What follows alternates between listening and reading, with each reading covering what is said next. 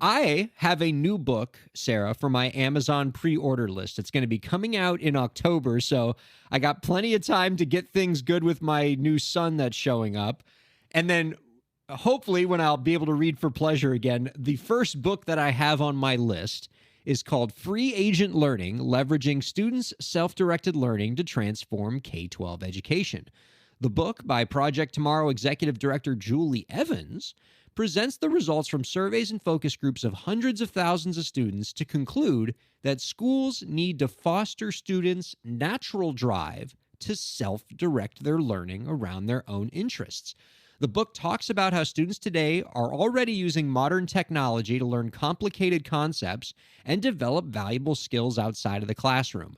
In a recent interview with EdSurge, Evans provided some examples of students who are teaching themselves Photoshop to improve their Instagram posts, who are voluntarily going down Wikipedia rabbit holes because they're interested about the lives of Civil War soldiers.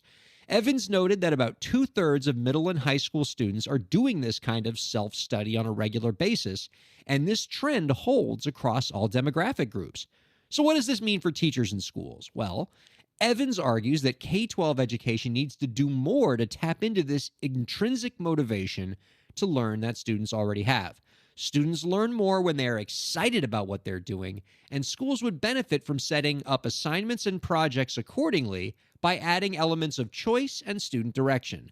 Also, Evans says that if we want to cultivate these free agent learners, teachers should see their role as that of an advisor, guiding students on their self-learning journey, rather than simply as a person who stands at the front of the room and has all the answers. For those of you who are excited about this book as I am, I can tell you that Free Agent Learning comes out in October. You can pre-order it now. Mark your calendars. That is really exciting. And so, listening to the description of the free agent learning research and what went into that book, my first thought is that it sounds a bit like Montessori style education, right? Where it's a lot of independent play, a lot of independent learning. Definitely self directed is a big component of Montessori learning.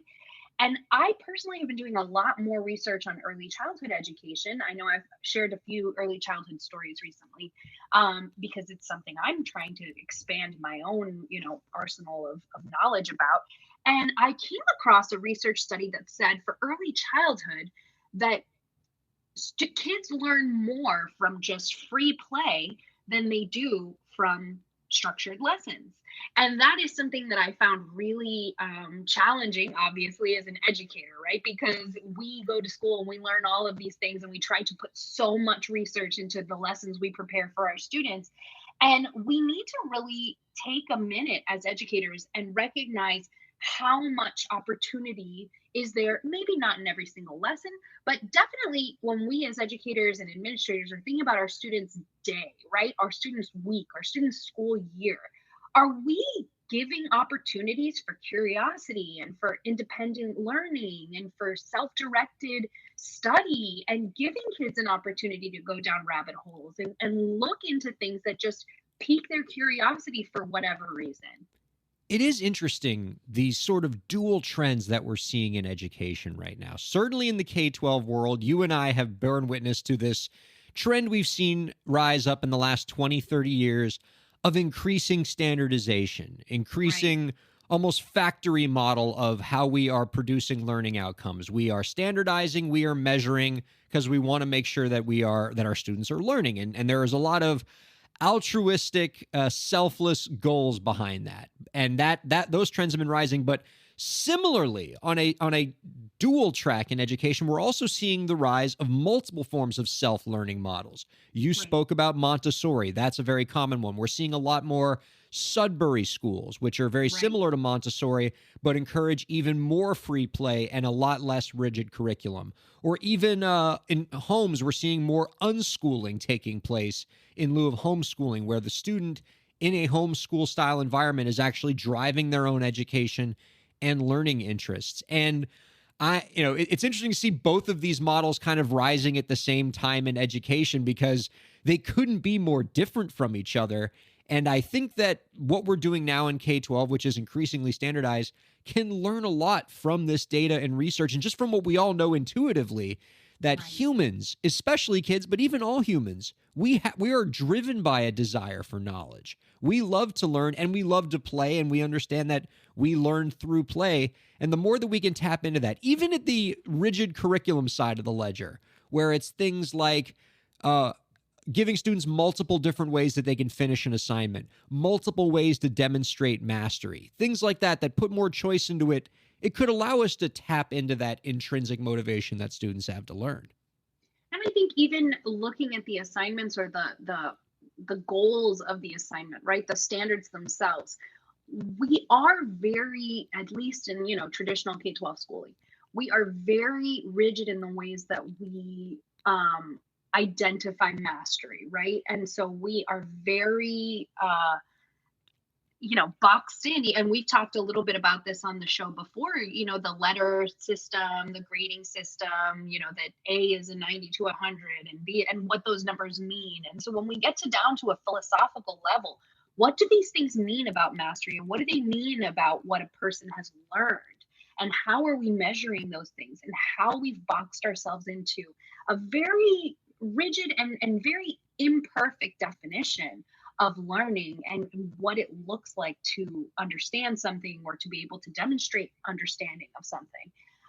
And so, I know I sound very crunchy granola when I say things like this, but, more than just what can we learn from them, and I'm sure there's things that can be shared across philosophies, but what are we missing when we have put ourselves into one system, and what are students not getting? I mean, there's that famous TED talk from a few years ago. The name of the person who did it is escaping me, but about the lack of creativity and the loss of creativity, right? Kids come into school with this level of creativity, and by fifth grade, we've beaten it out of them or something like that. And it's just such a really shocking and disappointing reality that when we standardize this much in education, there is a lot that gets lost. And some basic things we know about how humans learn is, socialization, right? Socially is how humans learn. This is how social constructs are the building blocks of all learning. And I'm not just talking about academic learning, like just how we learn as human beings. And so, how do we take those experiences and those social experiences and those social opportunities and make sure that what we're providing in our very structured school day reflects what we know about what is best for our kids? And I think that's the constant challenge for us as educators. And it will continue to be, and it's going to be interesting to see the reckoning that takes place between these dual tracks in education. And honestly, I think that both styles can learn a lot from each other. And I mean, for my own future child that is coming into the world, if I were to create like an ideal future school for this kid, it would be something kind of in the middle, Right. something where we make sure that certain things are being learned, and that I can make sure that my child is hitting certain milestones, but also gives my child the space to play and to explore and to find their own interests as a learner. And I know for one, I look at so many kids, and I know I've said this before on the show, but I have spent a good chunk, probably the majority of my educational experience as an educator, working with older students, right? Working with secondary students. And I got my first real chance to spend a lot of time in elementary schools back in probably about 2018. And the eye opening experience of that has really stuck with me. And I have just had this desire to learn more and spend more time in early childhood and learn more about. I think there's something in me that wonders, at what point do do kids lose that love of being in school, right? So we get, for the most part, we get kids who are excited to be in school, who want to come, who want to learn, who want to play.